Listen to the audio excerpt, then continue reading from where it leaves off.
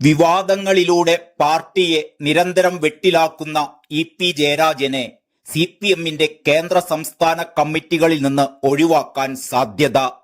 മാർച്ചിൽ കൊല്ലത്ത് നടക്കുന്ന സംസ്ഥാന സമ്മേളനത്തിലും ഏപ്രിലിൽ മധുരയിൽ ചേരുന്ന പാർട്ടി കോൺഗ്രസിലും ഇത് സംബന്ധിച്ച തീരുമാനമുണ്ടാകുമെന്നാണ് പാർട്ടി വൃത്തങ്ങൾ നൽകുന്ന സൂചന.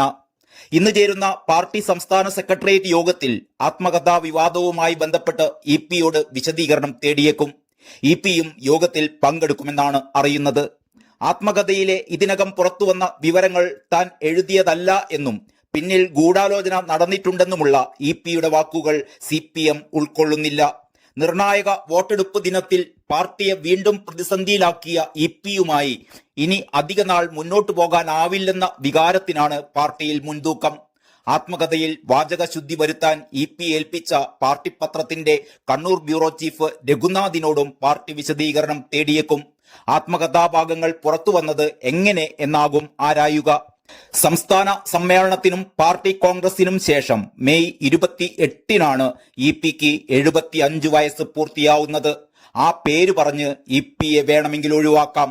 അതല്ലെങ്കിൽ ഏപ്രിലിൽ പ്രായപരിധി കഴിയാത്തതിനാൽ ഒരു ടേം കൂടി അനുവദിച്ചേക്കാനും സാധ്യതയുണ്ട്. എന്നാൽ ആദ്യത്തേതിനാണ് സാധ്യത കൂടുതലെന്നാണ് വിലയിരുത്തൽ. ശത്രുക്കൾക്ക് ആയുധം നൽകുന്ന ഇ.പി.ക്കെതിരെ കടുത്ത അമർഷം തന്നെയാണ് പാർട്ടിക്കുള്ളിൽ ഉയരുന്നത്. ഏരിയ സമ്മേളനങ്ങളിലും വിമർശനം ഉയരുന്നുണ്ട്. ഇതിനിടെ പാലക്കാട്ടെ സ്ഥാനാർത്ഥി ഡോക്ടർ പി സരിൻ PV അൻവറിനെ പോലെ പാർട്ടിക്ക് വയ്യാവേലിയാകുമെന്ന് ഇ.പി.യുടേതായി ബുധനാഴ്ച പുറത്തുവന്ന പരാമർശം എതിരാളികൾ ആഘോഷമാക്കുമ്പോൾ സരിന്റെ വിജയ സാധ്യതകളെ അതെങ്ങനെ ബാധിക്കും എന്ന ആശങ്കയിലാണ് LDF. പാർട്ടിയുടെ നിർദ്ദേശപ്രകാരം ഇന്നലെ പാലക്കാട്ടെത്തിയ ഇ.പി. വാർത്താ സമ്മേളനത്തിലും പിന്നീട് നടന്ന പൊതുസമ്മേളനത്തിലും സരിൻ ഉത്തമനായ പൊതുപ്രവർത്തകനും ഊതിക്കാച്ചിയ പൊന്നുമെന്നൊക്കെയായിരുന്നു പറഞ്ഞ് പുകഴ്ത്തിയിരുന്നത്. അതെത്രമാത്രം വോട്ടർമാർ മുഖവിലക്കെടുക്കുമെന്ന് കണ്ടുതന്നെ അറിയേണ്ടതുണ്ട്. ഇതിനിടെ ആത്മകഥ പൂർത്തിയാക്കി പാർട്ടിയുടെ സമ്മതത്തോടെ പുറത്തിറക്കുമെന്ന ഇ.പി.യുടെ വാദത്തിൽ കഴമ്പില്ലെന്നാണ് പാർട്ടിയുടെ വിലയിരുത്തലെന്നറിയുന്നു.